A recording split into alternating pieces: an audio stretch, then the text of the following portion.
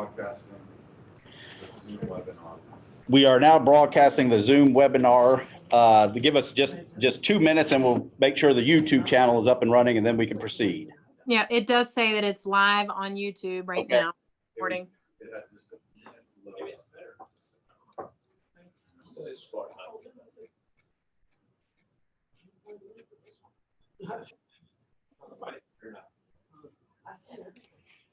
Hello.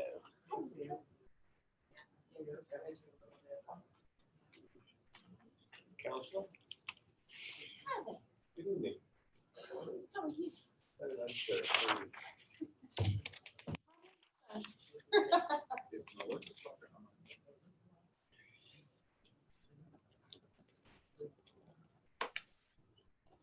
So yeah, it's all My brother Mike it's live. We got 110 seats. and my sister-in-law went.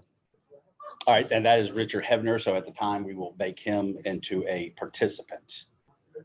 And Miss Upchurch is there as well. Okay.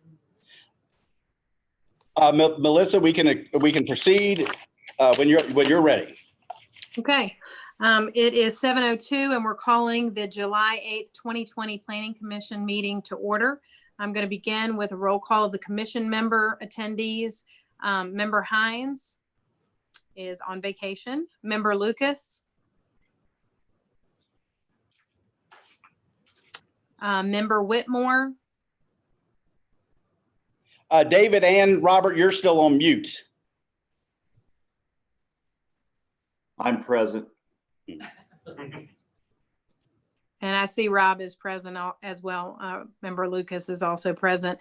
And Member McLaughlin, our chairman, is also unavailable this evening.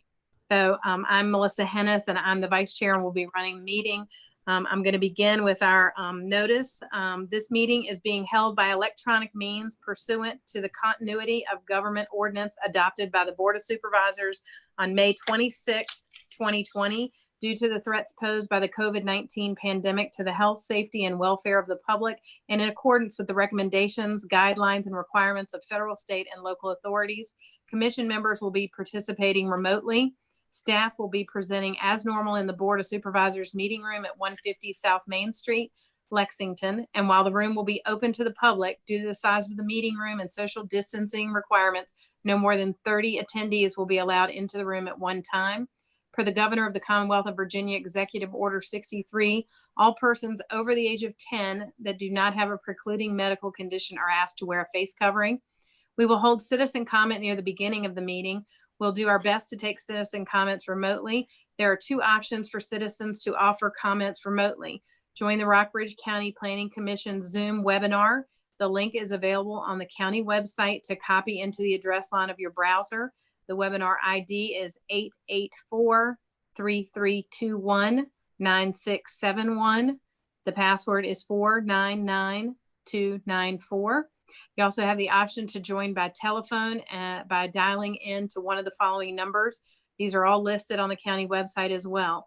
1301-715-8592, 1-312-626-6799, 1-669-900-6833, 1-253-215-8782, 1-346-248-7799. Citizens wishing to simply view the meeting live or after the fact can do so on the Rockbridge County Planning Commission YouTube channel, which is available on the county website. At this time, we will proceed with the meeting. Citizen comments are first, and I'll remind everyone that in addition to participating by Zoom or telephone, written citizen comments have been solicited for receipt by email, U.S. mail, and the drop box located in the front entrance of the County Administration Building. We will take comments in the following order. The name and magisterial districts of citizens that have submitted comments received by email, letter, or drop box will be read aloud and made part of the minutes of this meeting. The Planning Commission members have received all comments that have been submitted. For in-person participants, if any, the moderator will ask if there are any participants present to comment. If there are, they will be invited to approach the podium and address the commission. For Zoom participants, participants who do not have a microphone on their computer can click on the Q&A button and submit their comment by typing. The moderator will read the comment aloud during public comment. When typing a comment, please begin with your name and magisterial district. Participants with a microphone on their computer can click the raise hand button. The moderator will unmute the participants one at a time to receive verbal comment. For phone participants, citizens participating by phone will also be allowed to speak. The moderator and commission can only see your phone number on our screen. If you would like to make a citizen comment via phone, please push *9 now. By pressing *+9, the moderator will see that you have raised your hand and will go down the list of numbers and unmute each line one at a time. Prior to unmuting a line, the moderator will announce the last 3 numbers of your phone number. You will then hear a recording indicating your phone is now unmuted. At that point, you can indicate whether or not you wish to comment. If stating yes, you will be asked to state your name and magisterial district for the record. In any case, citizens' comments will follow the same rules as normal. Please state your name and magisterial district, and please limit comments to 3 minutes. At this time, I will open the citizen comment period for those citizens that wish to speak on any topic not on our agenda this evening. Please note that the commission is interested in hearing your comments and that staff has done their best to make public comment possible during this challenging time. I would ask that if your comments have been previously stated, that you refrain from reiterating the same comments. Mr. Sladen, is anyone physically present to speak? Anybody here to speak on something that's not on the agenda? There's no one physically present to speak. Okay, we will now welcome comments from the public by electronic means. It is important to note that this is a live recorded meeting and all comments will be taken under consideration by the commission. Citizens participating by phone will also be allowed to speak. The moderator and commission can only see your phone number on our screen, so the moderator will go down the list of numbers and unmute each line one at a time. Prior to unmuting a line, the moderator will announce the last 3 numbers of your phone number. You will then hear a recording indicating your phone is now muted. At that point, you can indicate whether or not you wish to comment. If stating yes, you'll be asked to state your name and magisterial district for the record. So do we have any Zoom? No, we have 2 attendees and they're both for the upcoming public hearings. Okay, so no Zoom verbal or text and no phone. That is correct. Yes, ma'am. Okay, with no further comments, the citizen comment period is now closed. We move on to the approval of the June 10th, 2020 meeting minutes.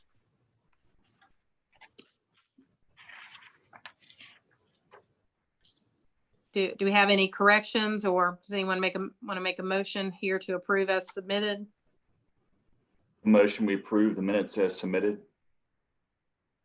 Okay, Mr. Whitmore has made a motion. Do we have a second? I think I see Robert. I can't hear him. Okay. Robert is making an indication that he does wish to second the motion. All in favor, just raise your hand and say aye. Robert. There we go.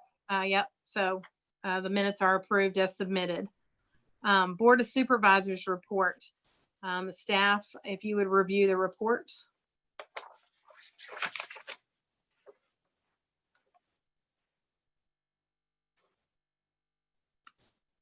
Chris, you're on mute. Thank you, ma'am. At their last meeting, the Board of Supervisors, per your recommendation, approved the Chantel. It was a communication facility considered a public utility in the B1 zone. The Woodlore application for light manufacturing in the B1 zone was approved per your recommendation. And then lastly, 2 applications for the Stillwater campground were approved. The one was, of course, the rezoning from industrial to agricultural transitional. And then the second one was for the campground in the agricultural transitional zone. Before we go too much further, I think Robert, I think your microphone is messed up, even when you're unmuted, it is messed up. Okay, so I think you have the ability to use a telephone and call one of these numbers to talk. We used that with Kimberly, correct? So Robert, you can keep that video running just like we're doing, and then call one of these numbers, and we'll move you to a participant. Okay. Stefan's telling me you want to turn your volume all the way down or you'll get an echo. So we'll try that. If you could call in, we'll see how that goes. And let's give him a few minutes to get online because the very next one is the public hearings. Right.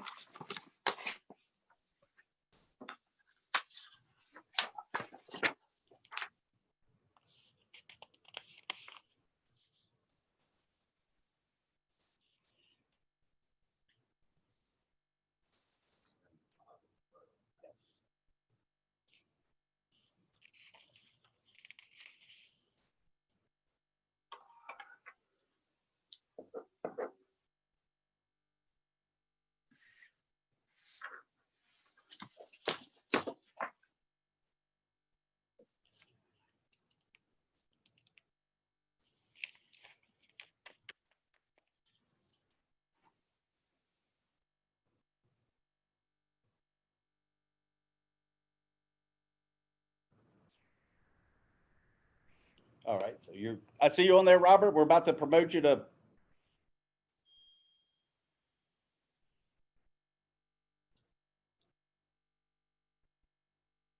I don't have the ability to. Thank you. All right, so Robert, if you could turn your volume down completely on your computer, we're getting some feedback, but we did hear you there.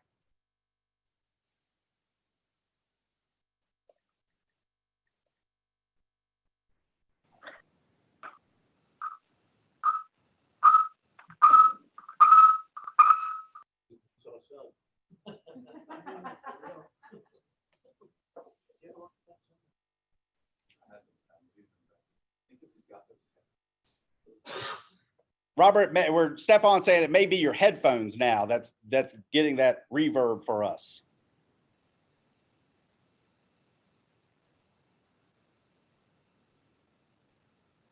All right, try.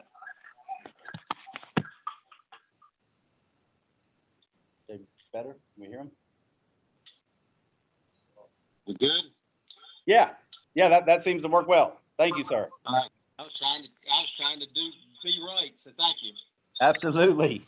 Thank you. We can hear you loud and clear. We can see you still. So thank you. Melissa, thanks for the quick pause. Okay. So we will now proceed with the scheduled public hearings. We will follow the same process as we did in the citizen comment period. Any citizens present will be allowed to speak.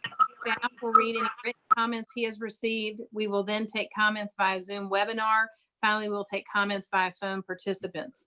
Heaveners Car and Trucks, public hearing application for conditional rezoning from general residential R1 district to general business B1 district. We are going to have the staff and the applicant review the project at this time.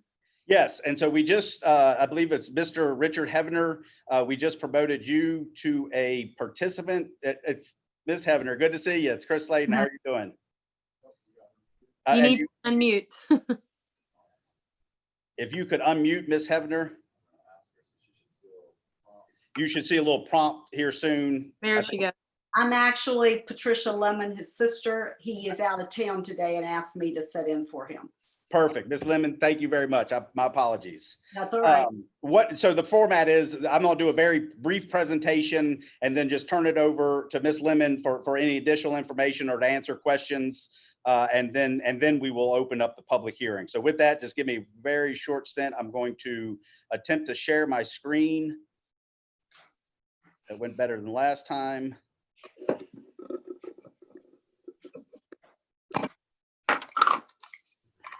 All right, this is a application for a conditional rezoning for Heavener's Heavener's Cars and Trucks, application for conditional rezoning from the general residential R1 district to the general business district B1. Just going over the area zoning map, the dark red here in the center of the screen is the existing business zone.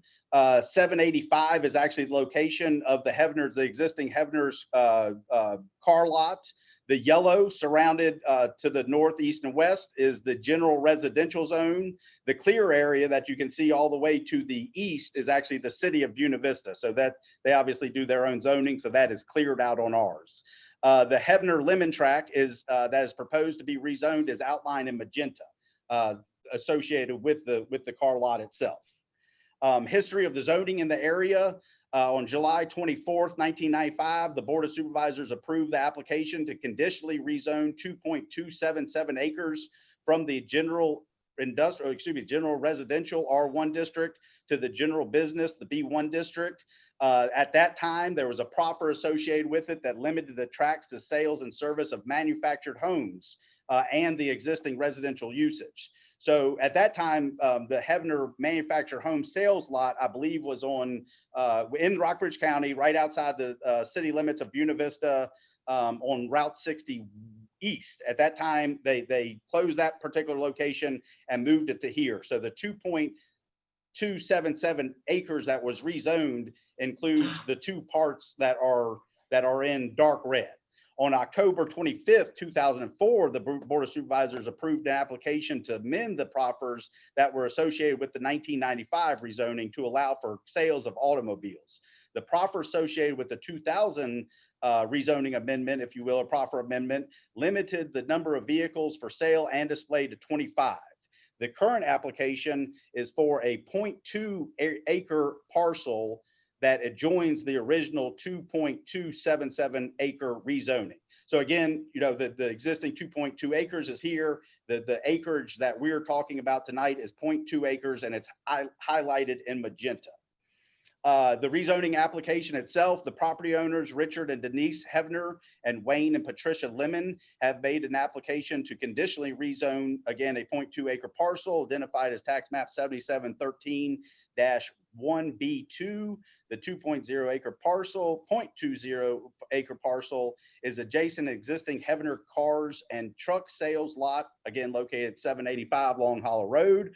Currently, property is zoned residential. Application is to conditionally rezone the parcel to the B1 district in order to expand the existing sales lot there. The submitted proffer states to utilize the subject property for cars and service of manufactured homes and automobiles and have a display no more than 25 automobiles for sale. With that, I'd like to stop sharing my screen, I believe, and turn it over to Ms. Lemon to review anything I may have missed or simply just answer any questions that the Planning Commission may have.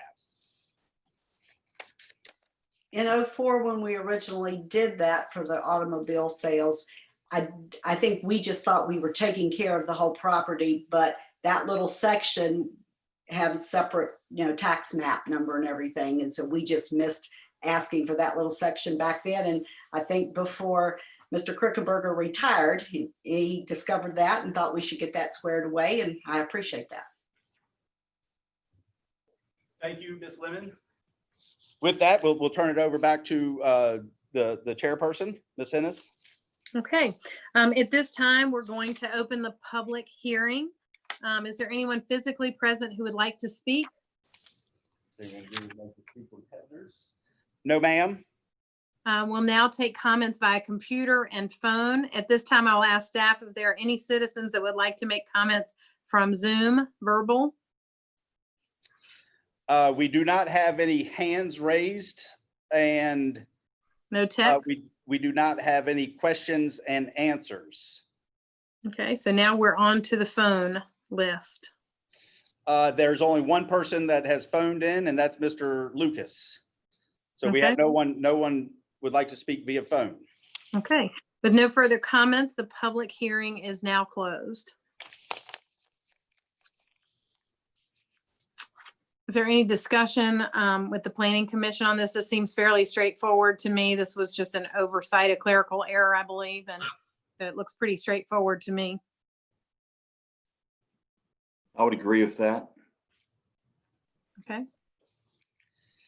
And earlier this afternoon, Ms. Huffman did email out sample motions for this project in the next public hearing. Of course, Melissa as chair, she's used to making the majority of the motions, but as chair, she does not make motions. So that's going to come on Mr. Lucas or Mr. Whitmore if y'all so choose. I'd like to go ahead and make a motion for approval.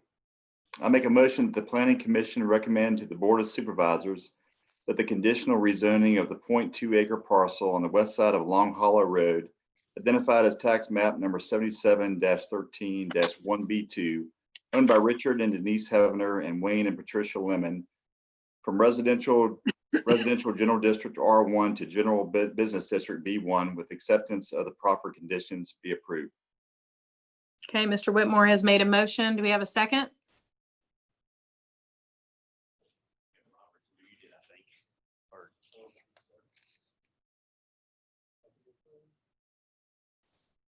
I'll second. Okay, all in favor? Aye. Aye. Yes, so the motion is approved. We're going to move on now to the James River Depot Orison Campground public hearing. Application for special exception for campground in the agricultural and general uses A2 district. David Whitmore has a statement.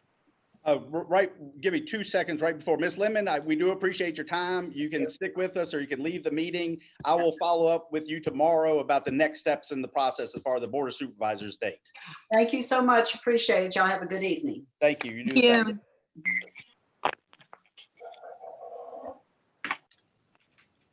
Okay, David, do you want to go forward with your statement before we proceed with the James River Depot hearing? David, you're on mute. Sorry, thank you. Considering I have an ownership interest exceeding 3% in the adjoining property to this project, I hereby abstain from all matters, discussion, or voting related to the application for a special exception permit by the Orison family. And my disclosure statement required in the Conflict of Interest Act is on file with the Secretary of the Planning Commission. Thank you, David. Staff, if you and the applicant want to review the project at this time. Yes, same process. I have a very brief presentation. I'd like to share my screen, just get you oriented with the details of the project, and then turn it over to the Orison family to review the details and answer any questions that arise. With that, bear with me here. I'm going to share a screen.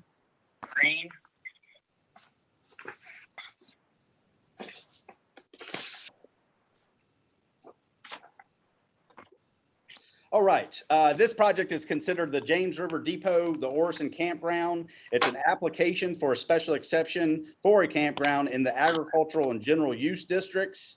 The area zoning map, the white in this area is the agricultural and general use district, the A2 zone. And then across the James River in this case is actually the green area, and that's the conservation district. That would be national forest that is directly across the river. Again, similar to the last presentation, the Orison tracts are outlined in magenta on this particular map. Area zoning continued. The area under consideration is located within Zone AE and also some Zone X500. The Zone AE is the area within the 100-year flood hazard zone with the base flood elevations determined as determined by FEMA and shown on panel number 51163C0435.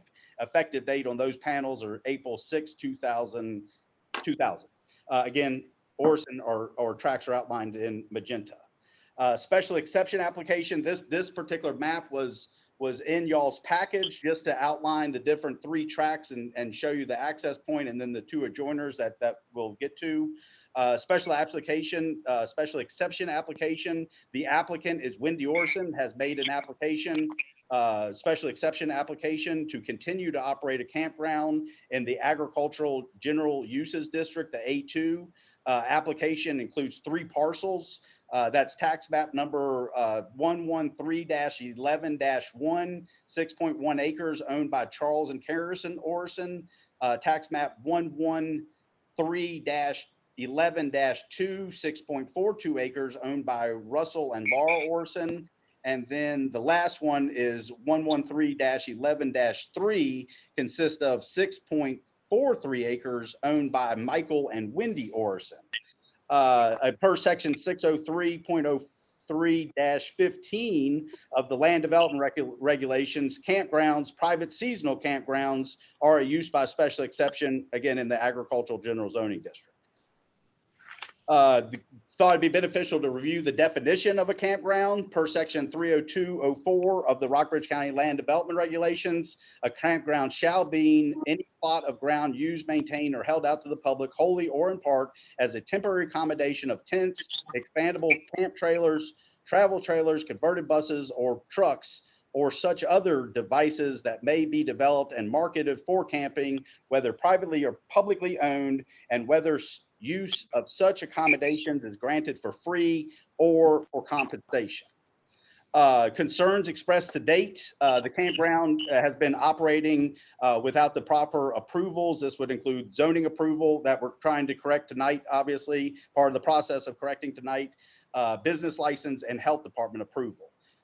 There's been safety concerns raised on the railroad crossing, access to the parcel associated with a commercial operation. The access serves 2 adjacent properties that are not associated with the campground. This is shown to the east and west. To the east is going to be Mr. Woodrow W. Perkins, and then to the west would be a WGBB LLC. The access serves 2 adjacent parcels, again, that are not associated with the campground. No identification of defined property lines between the campground adjoining, and that would be to the east and west again, because obviously there's a railroad to the north and then the river to the south, and then a trespass associated with those adjacent properties. There's also floodplain concerns, being that part of this property is in the floodway, part of it is in the flood fringe. Both of those are considered zone AE. The floodway is actually hatched. The AE unshaded would be considered the flood fringe. With that, I would like to turn it over to Mr. Orson, or the Orson family, I should say, to review any details of the project. And I will also attempt to share the screen that has the schematic plan associated with it. Did you want to talk about conditions that we discussed now? Not quite yet. We do have in your motions that Ms. Huffman sent out, we do have some draft conditions for discussion purposes. With that, let me attempt to share my screen again, or am I sure? I'm still sharing. So let me stop sharing and then let me share screen again.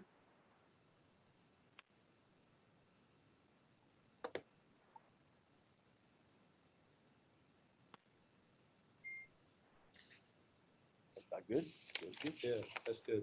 Of course, Mr. Russ Orson with Perkins and Orson. Of course. So, so if you're looking at this on the screen or in front of you, the property is located on Gilmer's Mill Road between Natural Bridge Station and Gilmer's Mill proper. And on your vicinity map, if you look in the upper right-hand corner, off to the left would be Alpine Farm, and probably most of you know where the canoe at Alpine Farm is. Years ago, and time flies, so I'm not sure how many years ago, my partner Wes Perkins and my family and I bought this hayfield along here, and we continue to use it for a hayfield. Mike and Wendy behind me and my parents have cattle further up the road on the upper side of Alpine Farms, and so this is a hayfield for their cattle operation. In addition to that, we started letting some of our friends, and of course us, we would canoe down from the fertilizer plant there at Alpine, and it was a good takeout and whatnot. So then we had friends and whatnot, and Wendy can address the actual operation that they've been doing since 2018, but started letting people from the website Hip Camp, which apparently is primitive campgrounds for people that just want to pitch a tent along the river or wherever. So we've had people, or Wendy's had people with the Hip Camp website doing primitive camping with tents along here for the last year and a half or 2 years, apparently. It's a primitive campground. There's a fire pit and a picnic table currently for 5 sites. We put 8 on here because we're going through the process, and if we added a couple, we didn't want to have to come back. So we said 8, but there's currently 5. We don't have any plans on expanding to 8.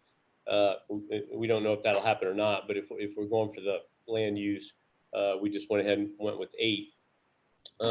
As far as the conditions that Chris was talking about and that I've been discussing with Chris over the last few days,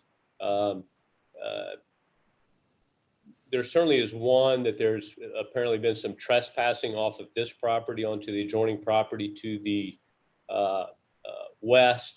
That's unacceptable, of course, and so I need to go out there and stake that line, and we need to put in some trees or some signs or something so that the boundary of this facility is very clear. And we're happy to do that, of course. That would be a good condition to put on this. The health department, the state health department does regulate primitive campgrounds. It's pretty light regulation. There's only a few requirements for a situation like this. One of the conditions is that if we don't provide regular trash service, that we post a sign that people need to take their trash with them. Fair enough. There's also a condition that with the permitting, that if we do not provide potable water, that we post a sign that no potable water is provided. Again, fair enough. And of course, we don't provide potable water. We have picnic tables and a fire pit, and that's it. The site is accessed across the railroad, as you can see on the map, the CSX Railroad. The crossing is maintained by CSX Railroad, and of course, it's a legal crossing that they can't close because it's, of course, access to our property. The odds of improving that crossing are slim indeed, and it's certainly adequate for passenger cars and trucks. And of course, we get all of our equipment across there in trailers and trucks to do the hay work and whatnot. But one of the conditions that Chris and I discussed, and which is already a condition of the owners of this, is that no RVs are allowed in this campground. It's just not set up for RVs. There's no connections. We don't want RVs. We don't want RVs crossing the railroad tracks. So we don't allow RVs. And so a condition not allowing RVs would be perfectly appropriate. As a part of this, Chris has said that we can get an E911 address, which will be super, because then we'll have our own address so that when people are looking for the site, they can put into their GPS the address, and it'll actually find this property. I understand that a neighbor has been bothered because they're the closest actual address, so they've been bothered by people looking for this site, and so that's unfortunate. And getting an E911 address for this property will certainly go a long way towards fixing that. Like I said, the campground was originally started. It was just us. Laura and I probably use it once a year or less. Mike and Wendy use it more because they get down and canoe every once in a while. My mom and dad use it some. Some of our friends use it. And then it just became kind of a cool spot. And if you go on to Hip Camp and read the reviews, you'll see that people that are coming to Rockbridge County and are excited about staying here and just hanging out and having a good time, canoeing to the spot, canoeing on or taking out here, whatever. But it certainly brings business to Rockbridge County and goodwill to Rockbridge County for the people that decide to use it. So all of the conditions that Chris and I have discussed, and I haven't seen the written conditions, but are certainly acceptable to the applicants and smart. And I will certainly mark the property line so that it's abundantly clear where the edge of this property is. If you have any questions about what I've said, feel free. And if you have any questions about the operation, Wendy's here. Thanks.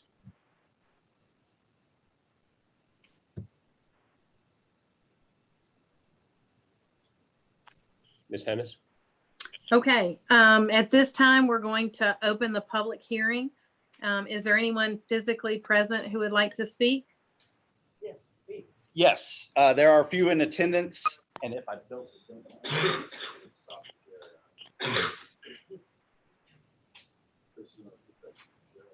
No, thank you very much. Thank you.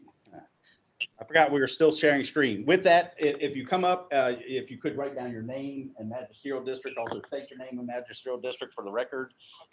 And we are limited to 3 minutes.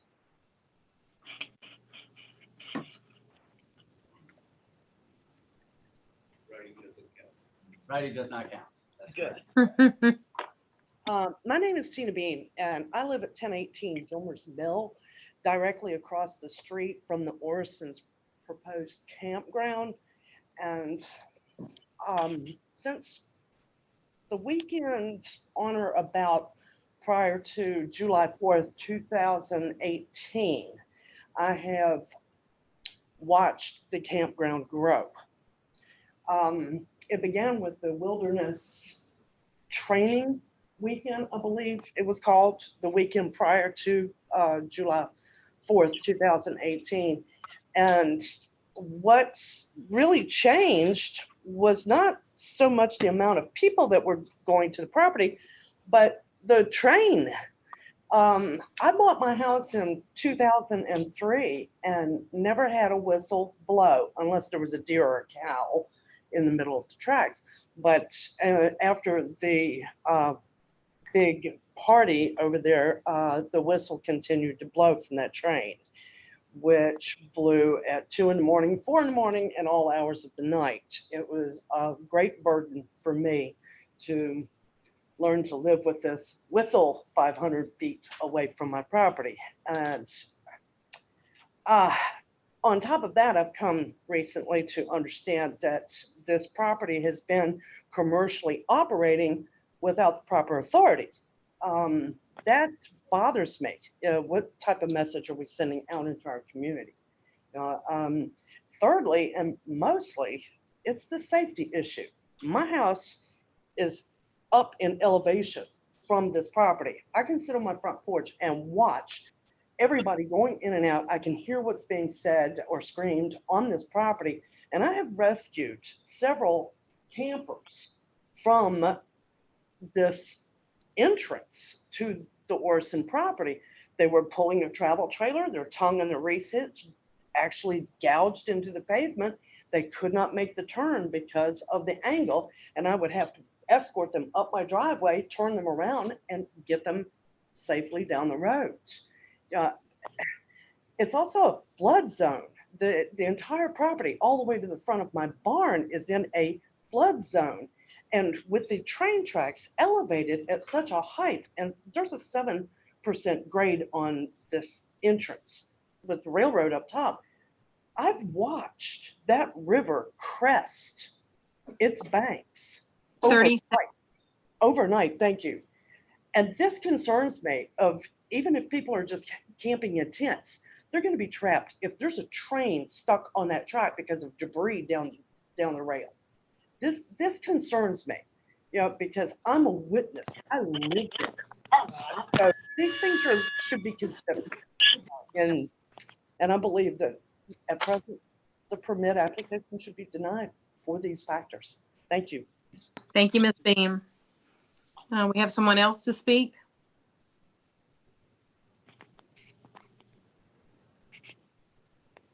Hello, everyone. I'm Sammy Vest from the Rockbridge Magisterial District.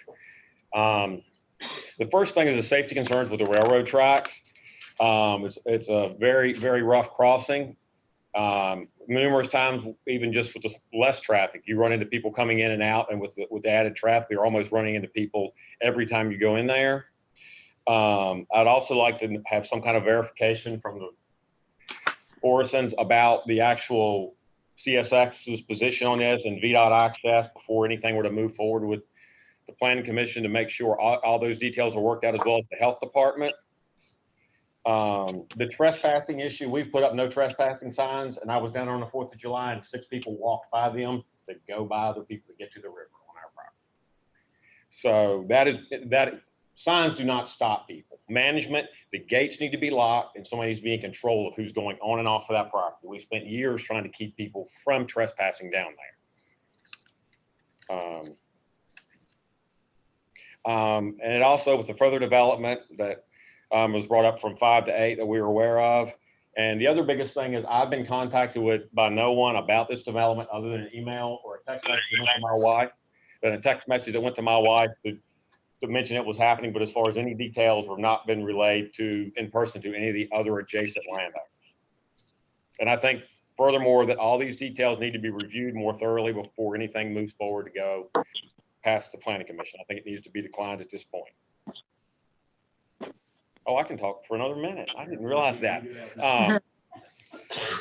But that was just basically to highlight my major concerns, but the entrance from the safety concerns and the trespassing issue, it's been a safe place for my children. My daughter's 17-year-old daughter had to go down there with my 13-year-old son and run off trespassers who were setting up a tent on our property a few weeks ago when they were trying to get out of the house from the COVID time. So, you know,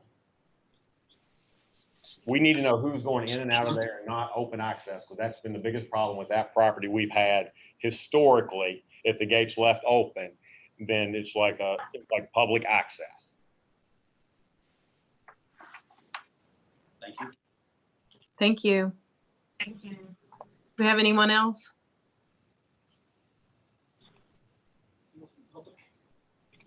No one else in the public. Okay, so we'll now take comments by computer and phone. At this time, I will ask staff if there are any citizens that would like to make comments from Zoom. Yes, we do have, and Stefan, I'm gonna let you unmute. We do have one hand raised from Andrea Upchurch. And I believe, Ms. Upchurch, I believe you are able to speak now. Can you hear us? I can, yes. Can you hear me as well? Yes, ma'am. Yes. Great, thank If you you. could state well, we have your name, but magisterial district. Sure, yeah. So my name is Audra Upchurch. I live in Loudoun County, but I am one of the 4 co-owners of the adjacent property with Sammy Vest and David Whitmore. I provided some written comments earlier this week. My primary concerns echo those of Sammy, but related to approval after the fact that this has been ongoing and we are now just into the permitting process. And the fact that with the trespassing is mostly how we found out about this operation. And that's our main concern, my main concern, the safety of us being able to go down to our property, for our children to be able to go down to our property safely without having to worry about running off people that don't belong on our property. I've reviewed the websites. I've seen where, there's beautiful pictures of the entire hayfield, but there's no clear delineation of where those boundaries are located. Again, the safety aspect of the railroad crossing, not only from railroad traffic, but also the fact that there's now frequent 2-way traffic and would be increased across the railroad crossing on a single lane road is a concern. And so I will point you to the written comments that I provided as well. So thank you for that. Thank you, Mrs. Upchurch. Do we have any phone speakers? No, we'll give it just a few. No, I'm sorry. Yeah, no, I forgot it's Mr. Lucas so no, we do not have any more question and answers, and we do not have any more hands raised. Okay. So before I close the public hearing, I guess I'd like to ask the commission members, which is really just Robert and I that are voting on this. I feel like this is important enough. We need to get the voice of a full commission. I just don't feel like with the 2 of us, it is fair to act, at this point. I just don't feel like we're getting, the full voice of everybody on the commission. So I would like to suggest that we continue the public hearing to next month, when hopefully we have more of us here. And that also gives people, more of an opportunity to come out and speak for or against the proposal. And then we could take action next month. What do you think about that, Robert? Can't hear you. Okay, I'm with you. I think we're getting there. Thank you, Robert. Bear with me. Can you hear me now? We can hear you. Yes, sir. All right. I agree with you 100%, Melissa. We need a little more input into this, and I'll leave it at that till next month. Okay. So if you want to, do we need a motion, or are we good with just? Yes, there is a motion that Ms. Huffman emailed earlier today. And simply put, it says, if you don't have it in front of you, it just says, I make a motion to set this matter over for further consideration by the Planning Commission at its regular meeting on August 12th. Yeah, August 12th, 2020 is what the motion would be. The public hearing is not yet closed, and also Right. Rebut made, or just add to the comments made if I could. Sure. Russ is noticing that the public hearing is not closed, and as the applicant, we generally give, yeah, so I think it's appropriate for him to come back up. Okay. Chris, Yes. if they want to continue the public hearing, they just need to add to that motion that they're continuing that, right? The public hearing wasn't closed. Yeah, no, That's what I'm saying. Correct. That they're Yeah, leaving we're- it. Okay. And Just that's making what we're sure. discussing is that I would like to propose that we not only wait and extend and have a vote, I want to extend the public hearing as well. So it has not been closed at this point. Okay. So I failed to mention that we did meet VDOT, Mr. Trout down there, and we're lucky to have him now. But we met him, Wendy and my father met him down there, and he asked us to extend the culvert and add some gravel to the entrance to come into compliance and go ahead and apply for a permit for what we're proposing. And we certainly agreed to that. We will do that, and we will get the permit from him. So we'll have VDOT approval of the entrance and as well as health department approval. That was it. Thank you. Thanks. We'll close the public hearing. So Continue. we're Am I continuing the muted? public hearing, I believe. No, Robert, you're not muted, but the choice between that's been discussed to date or right now is being continued the public hearing until next month. So with that, Okay. if it's a will of the planning commission, it would be, I would make a motion to continue the public hearing and set this matter over for further consideration by the planning commission at its regular meeting on August 12th, 2020. That would be the motion. I'm open. Okay. That sounds good. I'll go with that. Chris. Okay. Second thing you need to do is get Ms. Huffman to make sure she's emailing things to the proper email address for me. So, It came out pretty late. So Chris, if he makes the motion, I'm chairman, I'm not really allowed to make the second, right? You can second it. Yes, ma'am. You can second Okay. it. All right. So I'll second the motion. All in favor? Aye. That would be two of y'all. Yes. Yes. So we're going to continue the public hearing on this, which means we will re-advertise, correct? Chris? That's correct. Yes. And then we will take up this matter again at the August 12th, 2020 Planning Commission meeting. At this time, sorry. I have one question. Mhm. They're right at this point in life, they're operating a campground illegally without proper permitting and zoning. Is that something that shouldn't be stopped at this point until they get the proper permitting and zoning, or at least come in front of us to either have it approved or denied? Yes, it's a good question. So how this went down is as reported, we received a complaint from a nearby landowner stating that this operation was going on, and they had some concerns. Obviously, we reached out to Russ Orson via email and with the link, and then they immediately came into the office and made the application. With that is I can discuss that. So to back up, that did not include a formal zoning violation letter with a formal cease and desist statement in that zoning violation letter. But that's something I can certainly, first thing in the morning, I can talk with the applicant and talk with some coworkers, and that may be appropriate action, because this action will actually delay it not only for 30 days, but really until the end of, at the earliest, the end of August. And of course, we're not in December, we're in prime time camping season. It does sound like there's some obviously concerns with nearby landowners. And so to answer your question directly, it may be appropriate to write a formal cease and desist letter until this is acted on by the Board of Supervisors. I have to agree with that, Chris. And we don't want to be the county that rewards people for not going through the proper channels to make things happen. I understand. I agree with that statement. Yes, sir. All right. Okay, thank you. So we don't have anything further at this time, so I will adjourn the meeting at 7:50. Thank you. Thank you all very much. Thank you all. Thank you. So Stefan, should I leave the meeting or does that mess up the recording? Okay. Sorry about the speaker deal, but anyway. No, it actually worked might- well there at the end. Well, it didn't. I don't know what's going on. I got to figure it out because I had everything right on the computer.